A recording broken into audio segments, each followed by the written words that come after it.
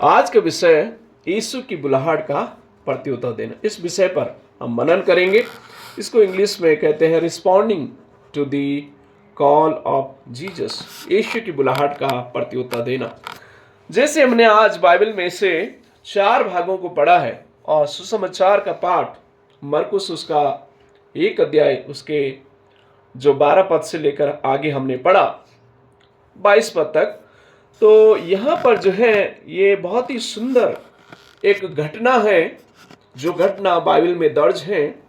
मैं सोचता हूँ कि कैसे इन लोगों ने जो है परमेश्वर प्रभु यीशु मसीह ने जब इन्हें शिष्यों को कहा, लिखा है सैमुन और उसका भाई अंद्रियास, याकूब और यूहन्ना। परमेश्वर प्रभु यीशु मसीह ने जब अपनी सेवकाई को शुरू किया और शुरू करने के बाद पहला जो काम प्रभु ने किया वो शिष्यों को चुना, और चुना भी बड़ी अद्भुत रीति से। वो लोग काम कर रहे थे।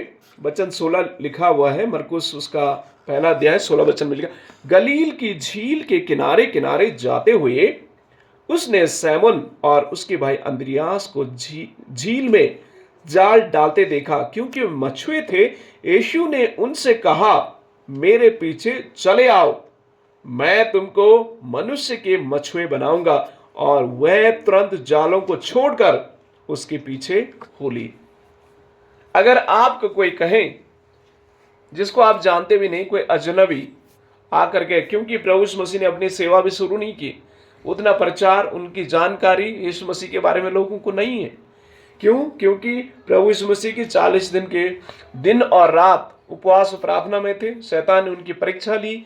उसके बाद जब प्रभु यीशु मसीह ने शैतान को पराजित किया, उसकी तीनों परीक्षाओं से जयवंत होकर के जब यरदन नदी में यूहन्ना बपतिस्मा दाता के द्वारा जब बपतिस्मा लेते हैं, एक घोषणा होती है कि मेरा प्रिय पुत्र है और मैं इससे बहुत प्रसन्न हूं। पवित्र आत्मा उनके ऊपर उतरती है। ये जो है घटना, ये सब ने देखा। और अभी तक प्रभु यीशु मसीह ने अपनी सेवकाई को शुरू नहीं किया। इसके बाद प्रभु यीशु मसीह अपनी सेवा को शुरू करते हैं।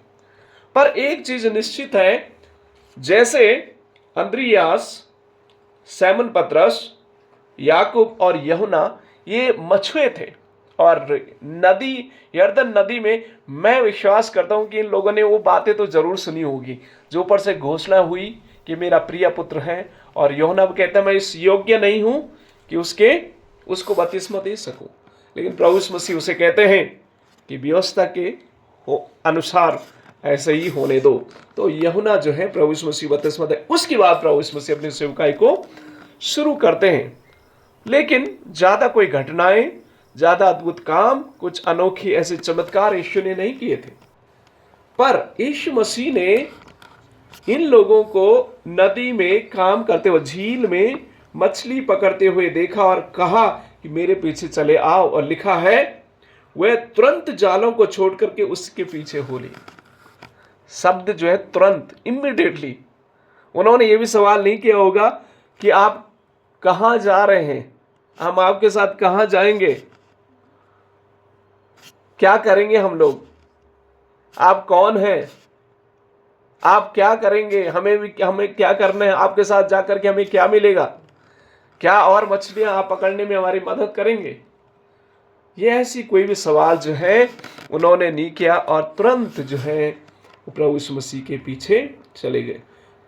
अगर आप और मैं उस जगह में होते तो आपका मेरा कैसा प्रत्युत्तर होता? शायद मैं, अगर मुझसे पूछा जाता कि आओ मेरे पीछे, तो मैं पहला सवाल उनसे करता कि कहाँ जाना है, आप कौन हैं, कहाँ मैं आपके साथ जाऊंगा और आपको मुझे क्या मिलेगा अगर आपके साथ चलूंगा। ये नेचुरली कोई भी मनुष्य इस प्रकार से जरूर पूछेगा। क्योंकि अगर कोई अजनबी आपसे पूछता मेरे साथ चलो, तो आपके कई सवाल होंगे, क्यों आऊं भाई आपके साथ, आप क्या देंगे मुझे, क्या मिलेगा मुझे, ये सारे सवाल आपके मेरे होंगे। लेकिन यहां पर ये जो लोग हैं कुछ भी सवाल जवाब नहीं करते, तुरंत लिखा है, तुरंत छोड़ करके, अपने जालों को छोड़ करके, हो सकती है मछलियां उनमें होगी, बहुत सारी मछलियां पकड़ी होगी उन्होंने, मछलियां भी होगी, सब कुछ छोड़ते हुए वो तुरंत यीशु के पीछे चल दी। और 19 वचन में लिखा है, कुछ आगे बढ़कर उसने जब्दी के पुत्र याकूब और उसके भाई यूहन्ना को नाव पर जाल को सुधारते देखा, उसने तुरंत उन्हें बुलाया और वे अपने पिता जब्दी को मजदूरों के साथ नाव पर छोड़कर उसके पीछे चले गए। देखिए यहां पर ये 4 जो शिष्य हैं, इन्होंने सब कुछ छोड़ करके यीशु के पीछे चले गए।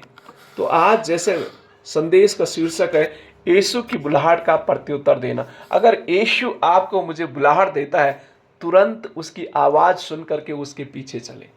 और मालूम है बाइबल कहते बहुत साधारण से लोग थे, मछुए साधारण से लोग थे, कोई ज्यादा पढ़े लिखे लोग नहीं थे। पढ़े लिखे लोग होते तो कहीं दफ्तरों में काम करते, टैक्स कलेक्टर का काम करते, टैक्स को वसूल करना, खजांची। एक शिष्य था यीशु का, वो भी यीशु ने मती को कहा मेरे पीछे हो ले, वो तुरंत उसने अपना जो खजांची का काम है, अकाउंट का काम छोड़ते हुए यीशु के पीछे चला गया। आप थोड़ा सोचिए इनके बारे में। परमेश्वर की आवाज को सुन करके तुरंत प्रत्युत्तर देना, यानी उसके पीछे चले जाना, यह बहुत महत्वपूर्ण है। यीशु की बुलाहट का प्रत्युत्तर देना। आज भी परमेश्वर आपसे और मुझसे बात करता है, परमेश्वर के दासों के द्वारा, वचनों के द्वारा, विभिन्न माध्यमों से आज भी परमेश्वर हमसे बातचीत करते हैं। क्या आप और मैं उस परमेश्वर की आवाज को सुनते हैं? अगर नहीं, इसीलिए हमारे जीवन में आशीष नहीं है। आप थोड़ा सोचिए, वो मछली पकड़ने वाले एक साधारण से लोग थे, कैसे इनके जीवन को परमेश्वर ने आशीषित किया। क्या सोना, क्या चांदी, क्या बिल्डिंग, क्या कार, क्या संसार की मोह माया, इन लोगों ने कुछ भी इनके पास नहीं है, लेकिन आज भी वो जिंदे हैं। आज भी वो जिंदे हैं हमारे हृदयों में। बाइबल में उनका संदेश, उनकी कहानियां, उनकी घटनाओं के बारे में हम सुनते हैं। आज भी वो क्या है? जीवित है, हमारे जीवनों के लिए एक प्रेरणा का कारण है। हमारी सेवकाई में एक हमें प्रेरणा का कार्य करते हैं। आज उनकी कहानियों को, उनकी घटनाओं को, उनके बारे में हम पढ़ते हैं। साधारण सा लोग जो परमेश्वर की आवाज को सुनता है, उसके पीछे चलता है, भले वो कितना भी साधारण क्यों ना हो, कितना भी निर्धनी क्यों ना हो, कितना भी गरीब क्यों ना हो, कितना भी अनपढ़ क्यों ना हो, कुछ भी क्यों ना हो, परमेश्वर के पीछे जो चलता है वो साधारण लोगों को आशीषित करता है। आमीन। ये साधारण से लोग थे, मछुए बहुत ही साधारण लोग थे। इन साधारण लोगों को परमेश्वर ने ऐसी आशीष दी कि वो आज भी दुनिया में हर एक जगह जहां जहां प्रभु का वचन पहुंचता है, जहां जहां बाइबल का संदेश पहुंचता है, इन लोगों का नाम और इनकी कहानियां, उनकी घटनाओं के बारे में हम पढ़ते हैं। आज प्रियो, आपके लिए मेरे लिए संदेश यही है कि यीशु मसीह आज भी हमसे बातचीत करते हैं, वचन के द्वारा बातचीत करते हैं, अपने दासों के द्वारा बातचीत करते हैं, विभिन्न माध्यमों से आज बातचीत करते हैं। क्या आपका और मेरे जो कान है, हमारे जो हृदय है, वो बंद हो चुके हैं?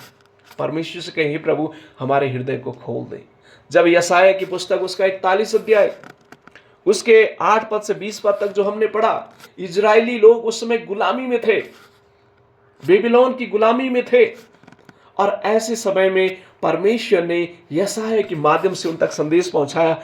और लिखा है, वचन 13 में लिखा है, मैं तेरी सहायता करूंगा।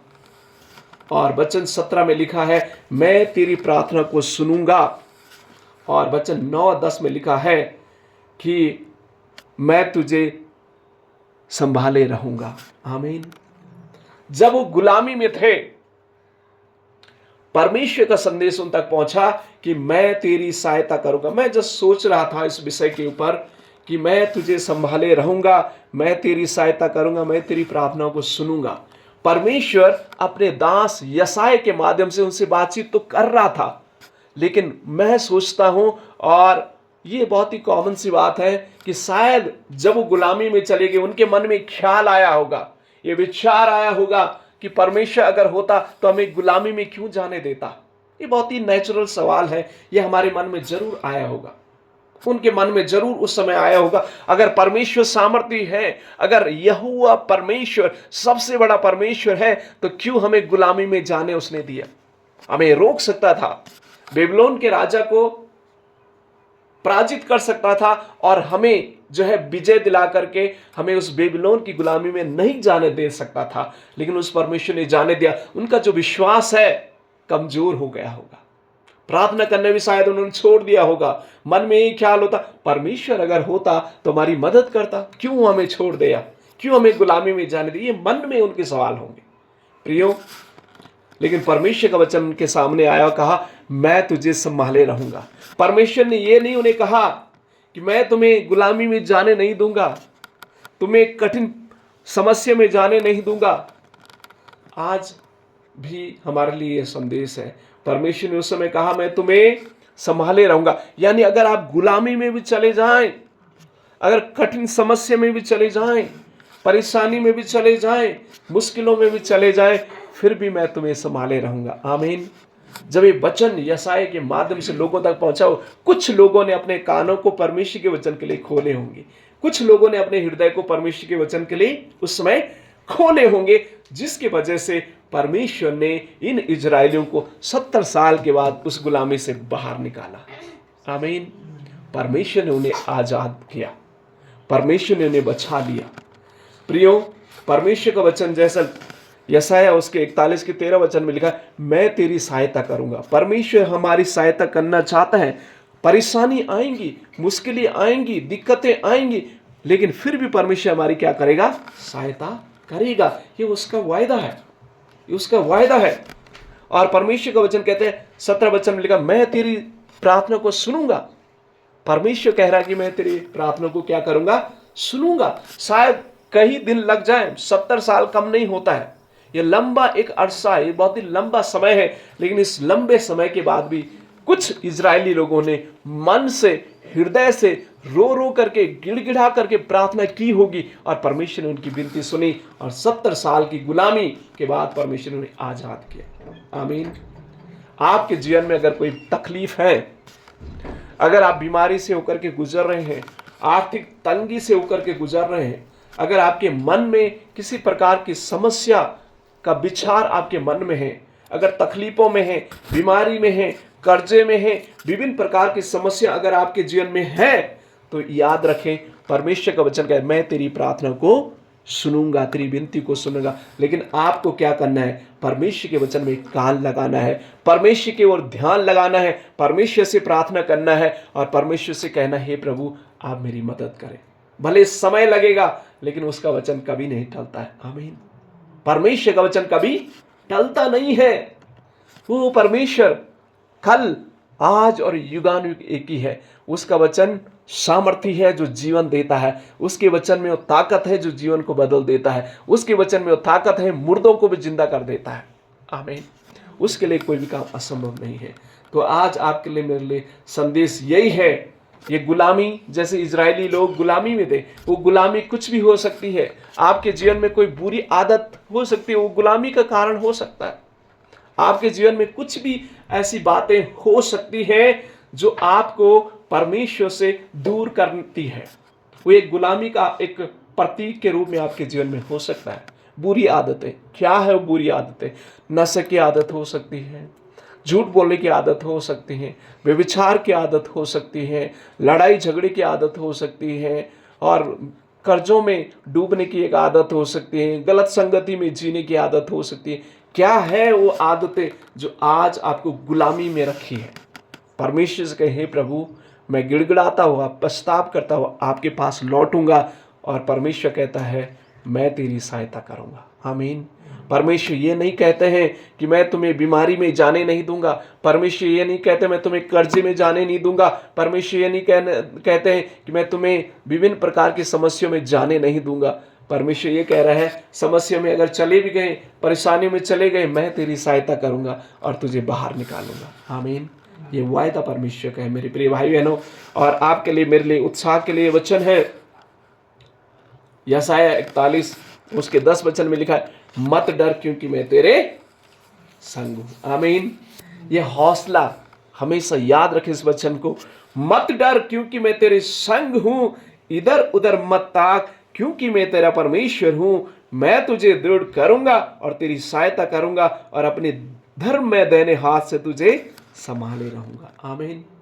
ये हौसला, ये आश्वासन, ये उम्मीद और ये आशा हर एक उन मसीह भाई बहनों के लिए है जो परमेश्वर की आवाज को सुनते हैं, परमेश्वर के वचन को सुनते हैं, परमेश्वर के दासों के द्वारा कहे हुए उन वचनों को, उस संदेश को ध्यानपूर्वक सुनते हैं, परमेश्वर कहता है मत डर क्योंकि मैं तेरे संग हूं। जब हम मुश्किलों में होते हैं, परेशानी में होते हैं, हम इधर दौड़ते हैं, उधर दौड़ते हैं, वहां उम्मीद लगाते हैं, इसमें उम्मीद लगाते हैं, सोचते हैं ये मेरी मदद करेगा, वो मेरी मदद करेगा, हम यहां देखते हैं, वहां देखते हैं, यहां भागते हैं, वहां भागते हैं, सब कुछ हम करते हैं, लेकिन जब कहीं से उम्मीद न मिल जाए, फिर हम रोते हुए, गिड़गिड़ाते हुए परमेश्वर के चरणों में जाते हैं। लेकिन परमेश्वर का वचन कहता है मैं तेरा परमेश्वर हूं, मैं तुझे दृढ़ करूंगा, यानी मुश्किल में भी मैं तुझे संभाले रहूंगा, मैं तेरी सहायता करूंगा और अपने धर्म में दाहिने हाथ से तुझे संभाले रहूंगा। आमीन। ये आश्वासन, ये वचन को याद रखें, जहां मुश्किलों में रहे, परेशानी में रहे, याद रखें कि परमेश्वर हमारी मदद करेगा। प्रभु इस वचन के द्वारा हमें आशीष दे। और जब हम भजन संहिता उसका 111 में जो आज हमने पढ़ा है, उसमें भी हमारे लिए यही संदेश है। जब हम कुछ वचनों को पढ़ेंगे, वचन 7 और 8 इस प्रकार लिखा है, सच्चाई और न्याय उसके हाथों के काम है, उसके सब उपदेश विश्वास योग्य हैं, वह सदा सर्वदा अटल रहेंगे, वह सच्चाई और सिधाई से किए हुए हैं। आमीन। परमेश्वर के वचन जो है अटल है, वो कभी नहीं टलता है। वो अपने लोगों के, जो विश्वास योग्य लोग हैं, उनकी वो उसके वचन के द्वारा सहायता और मदद करता है। वचन 2 में लिखा, यहोवा के काम बड़े हैं, जितने उनसे प्रसन्न रहते हैं वह उन पर ध्यान लगाते हैं। यहोवा के काम क्या है? बड़े हैं। परमेश्वर के काम बड़े हैं। यह भजन उस समय का लिखा हुआ भजन है जब इजरायली लोग मिस्र की गुलामी में थे और मिस्र से परमेश्वर ने मूसा नबी के द्वारा उन्हें उस गुलामी से बाहर निकाला।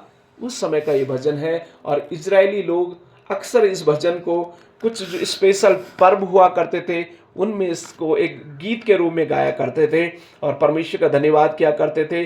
परमेश्वर की उस भलाई को याद किया करते थे कि परमेश्वर आपने मिस्र की गुलामी से हमें बाहर निकाला, हम आपका धन्यवाद करते हैं। आपका वचन अटल है परमेश्वर। आपने जो अपने वचन में कहा है, मैं तुम्हें छुड़ाऊंगा, मैं तुम्हारी मदद करूंगा, मैं तुम्हारी सहायता करूंगा। हाँ परमेश्वर, आपका वचन अटल है और आपके काम बहुत ही बड़े हैं परमेश्वर। और जितने लोग परमेश्वर आपके वचन से प्रसन्न रहते हैं, आपकी संगति में प्रसन्न रहते हैं, आपकी संगति में आते हैं, वचन पर ध्यान लगाते हैं, वो कहते हैं कि परमेश्वर उनको बचाते हैं। आमीन। प्रिय भाई और बहनों, आज क्या आप और मैं भी भजनकार के साथ परमेश्वर का धन्यवाद करते हैं उन कामों के लिए, उन उपकारों के लिए, उन प्रार्थनाओं का जवाब के लिए जो परमेश्वर ने आपको आपके जीवन में किए हैं। आपको बीमारी से परमेश्वर ने अगर आजाद किया है, गवाही दे उस परमेश्वर की। अगर विभिन्न प्रकार की समस्याओं से, परेशानियों से, दिक्कतों से, मुश्किलों से परमेश्वर ने आपको बाहर निकाला है, उस परमेश्वर को धन्यवाद के रूप में गवाही दे। ये देना बहुत जरूरी है। परमेश्वर का धन्यवाद करना जरूरी है। ये इजरायली लोग जब मिस्र की गुलामी से बाहर निकले, परमेश्वर का धन्यवाद करने के लिए भजन गाया करते थे, याद करते थे, हे प्रभु आपने मैं मिस्र की गुलामी से कैसे बाहर निकाला। आज आप और मैं शायद उस मिस्र की गुलामी को नहीं अनुभव किए होंगे, लेकिन कुछ तो परेशानी हमारे जीवन में होगी, हमारे परिवार में होगी, हमारे कार्यस्थल में होगी, या हमारे अड़ोस पड़ोस में होगी, या कुछ हमारे मनों में और जीवनों में परेशानी अगर है, तो याद करें परमेश्वर ने आपको उन समस्याओं से अगर आजाद किया है, छुटकारा दिया है, उसकी गवाही दें। दूसरों को बताएं कैसे परमेश्वर ने आपको बाहर निकाला है उस मुश्किल से। जब आप और मैं गवाही देते हैं तो परमेश्वर की बढ़ाई होती है। आमीन। क्या आप और मैं परमेश्वर की बढ़ाई करेंगे गवाही के द्वारा कि नहीं? अगर हाँ, तो परमेश्वर और आशीष आपको देगा, और चमत्कार आपके जीवन में करेगा, और अद्भुत काम में और आशीष आपके जीवन में परमेश्वर देगा। फिर हमने अगला भाग जो है हमने पत्रियों से पढ़ा, दूसरा कुरिन्थियों उसका 4 अध्याय उसका 1 वचन से 6 वचन तक हमने पढ़ा। और इस अध्याय में भी जब इस अध्याय को आप ध्यानपूर्वक पढ़ेंगे, 2 वचन के सेकंड पैरा में लिखा है, और ना परमेश्वर के वचन में मिलावट करते हैं, परंतु सत्य को प्रकट करके परमेश्वर के सामने हर एक मनुष्य के विवेक में अपनी भलाई बैठाते हैं। वचन 4 में लिखा है सेकंड पैरा में, जिनकी बुद्धि को इस संसार के ईश्वर ने अंधी कर दी है, ताकि मसीह जो परमेश्वर का प्रतिरूप है उसके तेजोमय सुसमाचार का प्रकाश उन पर चमके। प्रियो, ये जो पत्री है प्रेरित पौलुस के द्वारा लिखी है, और प्रेरित पौलुस ने स्पेशली कुरिन्थियों की कलीसिया में उसे बहुत समस्या का सामना करना पड़ा। क्यों करना पड़ा? क्योंकि यहाँ पर जो है कुरिन्थ जो था उस समय बहुत ही प्रसिद्ध एक शहर था। यहाँ पर देश विदेशों से लोग व्यापार के लिए आया करते थे। जैसे आज के वर्तमान के समय में इसकी तुलना करें तो जैसे मुंबई शहर, जैसा दिल्ली शहर, हर देश से, हर राज्यों से और विभिन्न क्षेत्रों से लोग वहाँ पर कार्य करने के लिए आते हैं। और विभिन्न प्रकार की यहाँ पर जो है समस्या भी थी। लोग मॉडर्न अंडरस्टैंडिंग के थे, लोग विभिन्न प्रकार की जो गतिविधियों से लिप्त थे। यहाँ पर धार्मिक जो स्थल भी था, यहाँ पर जो है लोग जो है मूर्तियों की पूजा किया करते थे, व्यापार का केंद्र था और विभिन्न प्रकार की समस्या यहाँ पर हुआ करती थी। और यहाँ के जो लोगों की जो सोच और समझ थी, वो सोचते संसारिक रीति से उनकी सोच थी, संसार की रीति से वो चलने वाले लोग थे। तो यहाँ पर जो है प्रेरित पौलुस को उनका सामना करना पड़ा और प्रेरित पौलुस को उनको समझाने के लिए काफ़ी समय लगा कि इनको सही समझ दें, क्योंकि संसारिक जीवन में वो जी रहे थे। पाप करना, व्यभिचार करना और लड़ाई, कलेश और ना समझ और अपने आप को बुद्धिमान समझना, अपने आप को एजुकेटेड समझना, अच्छे धनी समझना, अपने आप को रीच समझना, अपने हाई स्टेटस समझना, ये सारी चीज़ें वहाँ पर घट रही थी। पर प्रेरित पौलुस जो है कहता है उनकी बुद्धि को इस संसार के ईश्वर ने क्या कर दिया है? अंधा कर दिया है, ताकि मसीह के परमेश्वर का प्रतिरूप, उसके तेजों में सुसमाचार का प्रकाश उन पर चमके। यहाँ पर प्रेरित पौलुस जो है कलीसिया के लोगों को उत्साहित कर रहा है कि मैं परमेश्वर के वचन में कोई मिलावट नहीं करता हूं। परमेश्वर का वचन जैसा सत्य वचन है, मैं सत्यता से पेश करता हूं। उस समय वहां पर बहुत बुद्धिमान लोग थे, फिलोसोफर थे, दार्शनिक थे। वह अपनी बुद्धि के द्वारा, अपनी लॉजिक के द्वारा लोगों को लुभा लेते थे। अच्छी अच्छी शिक्षा देकर, अच्छी कहानियों के द्वारा और विभिन्न उदाहरणों के द्वारा लोगों के मन को क्या करते थे? वो लुभा देते थे और लोग जो है उनकी शिक्षाओं पर चलते थे। वो गलत शिक्षाएं देते थे, गलत रास्ते में चलने के लिए उनका मार्गदर्शन करते थे। लेकिन प्रेरित पौलुस कहता है, उनका खंडन करता है और कहता है कि मैं परमेश्वर के वचन में कोई मिलावट नहीं करता हूं। जो सत्यता से परमेश्वर के वचन कहे, अगर कोई गलत है तो कहता हूं आप गलत हैं, आपको अपने आप को ठीक करने की आवश्यकता है। सीधे परमेश्वर के वचन को पेश करते थे। प्रियो, आज आपके लिए मेरे लिए संदेश क्या है? हमारे लिए संदेश यही है कि आप और मैं जो है संसार की उन बातों से आपको छोड़ना बहुत जरूरी है। अगर वो संसार की मोह माया को लेकर के चलेंगे, इस संसार में नष्ट हो जाएंगे। कोई स्वर्ग जो स्थान परमेश्वर ने हमें ले रखा है वहां हम प्रवेश नहीं कर पाएंगे। प्रेरितों को देखिए, परमेश्वर प्रभु यीशु मसीह ने कहा मेरे पीछे आओ, और सब कुछ छोड़ करके यीशु के पीछे चले गए। और देखिए, न उन्हें खाने की कमी हुई होगी, ना रहने की कमी उन्हें हुई होगी। सब प्रबंध परमेश्वर ने अपने समय के अनुसार उनके लिए किया और उनका नाम आज भी बाइबल में है। आमीन। क्या आप चाहते हैं जीवन की पुस्तक में आपका नाम हो? इस संसार की चीजों को छोड़ना पड़ेगा, संसार की मोह माया को छोड़ना पड़ेगा। ज्यादा ध्यान इन पर न लगा करके अपने ध्यान को परमेश्वर की ओर लगाएं। पवित्रता का जीवन जिए, ईमानदारी का जीवन जिए, संसार के चाल चलन से अपने आप को दूर रखें। पौलुस कहता है कि सत्य का वचन मैं उन्हें पहुंचाता हूं। और आज जो लोग अंधकार में जी रहे हैं, परमेश्वर से कहें, हे प्रभु, हम उनके लिए भी ज्योति का कारण बने। हम उनके जीवन में एक उम्मीद लेके आए, उनके जीवन में एक आशा लेके आए, उन्हें परमेश्वर का सुसमाचार सुनाए। प्रेरित पौलुस भले उसे वहां के लोग बहुत ही समस्या उसके लिए खड़ी करते थे, फिर भी वो परमेश्वर का वचन प्रचार करता रहा, लोगों को परमेश्वर के सत्य के बारे में बताता रहा। लोगों ने उसका विरोध किया, उसे मारा, पीटा, उसके बाद भी प्रेरित पौलुस जो है परमेश्वर के वचन को प्रचार करने से रुकता नहीं है, सुनाता रहता है। ईमानदारी, सच्चाई, अच्छाई लोग आज सुनना नहीं चाहते हैं। लोगों को झूठी बातें बता दो, बड़ी ध्यान से लोग सुनेंगे। झूठी बातें अगर कोई कहेगा, चुगली अगर कोई करेगा और विभिन्न किसी की बुराई करेगा, बड़ी ध्यान से हम सुनते हैं, क्योंकि ध्यान से सुन करके उसको चारों तरफ फैलाना है उस झूठ को। लेकिन अच्छी बातें बोले, ध्यान नहीं सुनते हम लोग, अच्छी बातों को बताते नहीं। प्रेरित पौलुस आज हमें उत्साहित करते हैं, परमेश्वर का वचन जो एक आशा उम्मीद है अंधकार के संसार के लिए, वो परमेश्वर का पवित्र वचन है। ज्योति में सुसमाचार का प्रचार करते रहें।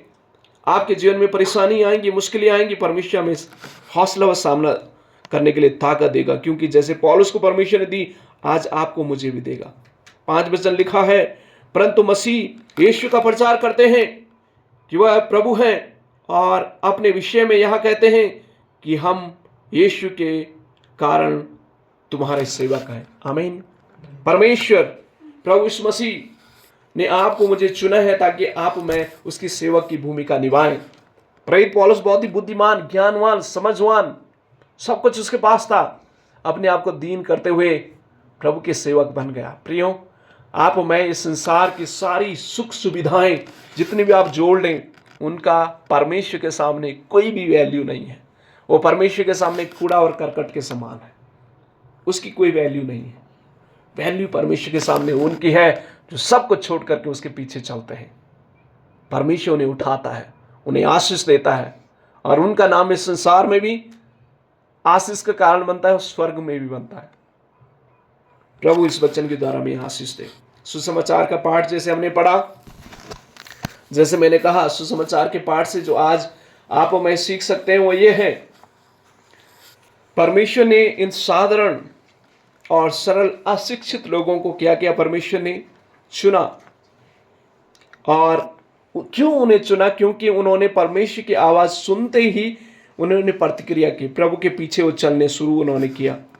और देखिए, प्रेरित पौलुस जो है कलीसिया का जो है एक लीडर के रूप में परमेश्वर से नियुक्त करता है, और कलीसिया जो है प्रेरितों के द्वारा शुरू हुई, और आज भी कलीसिया बढ़ती जा रही है। आज भी इस कलीसिया में लोग जुड़ते जा रहे हैं। अनपढ़ लोग, अशिक्षित लोग, साधारण लोग, परमेश्वर ने ऐसा बुद्धि और समझ और ऐसा ज्ञान दिया, ऐसी आशीष दी, आज भी लोग उनके बारे में पढ़ते हैं और दूसरों को सुनाते हैं। आप कितने भी साधारण क्यों ना हो, आप कितने भी अशिक्षित क्यों ना हो, आप कैसे भी क्यों ना हो, अगर आप परमेश्वर की आवाज सुनेंगे, उसके पीछे चलेंगे, परमेश्वर आपको भी आशीष देगा। आपके द्वारा हजारों, लाखों, मिलियन और बिलियन, ट्रिलियन लोगों को आशीष देगा। आमीन। अपने अयोग्यता मत देखिए, वो योग्य है जो आपको इस्तेमाल कर सकता है। क्या आप उसकी आवाज सुनते हुए उसके पीछे चलेंगे? ये सवाल के साथ मैं आपको छोड़ना चाहता हूं। परमेश्वर हमारी मदद और सहायता करें कि हम भी परमेश्वर की आवाज सुने और उसके पीछे तुरंत प्रक्रिया करें, उसके पीछे चलें। जैसे सैमन पतरस, अंद्रियास, याकूब, यूहन्ना ने तुरंत उसके पीछे चल दिए। अगर आप और मैं उसकी आवाज को सुनते हैं, प्रत्युत्तर देते हैं, वो हमें आशीष देगा। प्रभु इस वचनों के द्वारा हमें आशीष दे और हमारी मदद करें कि हम भी परमेश्वर की सेवा के लिए अपना जीवन दें, किसी भी माध्यम से, जिस माध्यम से परमेश्वर आपको बुलाहट देता है।